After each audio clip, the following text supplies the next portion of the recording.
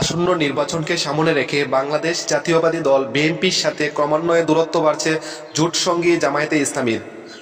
বর্তমানে নানান ইস্যুতে মুখোমুখি অবস্থান নিচ্ছে বিএনপি জামায়াত। জুলাই গণঅভ্যুত্থানে শেখ হাসিনা শাসন পতনের পর বাড়তে থাকে দল দুইটির সম্পর্কে টানাপোড়েন। তবে রাজনীতিক ফাঁস কাটিয়ে সৌহার্দ্য এবং সৌজন্যতাকে প্রাধান্য দিলেন ডক্টর শফিকুর রহমান, জামায়াতের আমির। জানা গেছে বিএনপির মির্জা ফখরুল ইসলাম আলমগীর হঠাৎ অসুস্থ হয়ে রাজধানীর ইউনাইটেড হাসপাতালে ভর্তি হয়েছেন।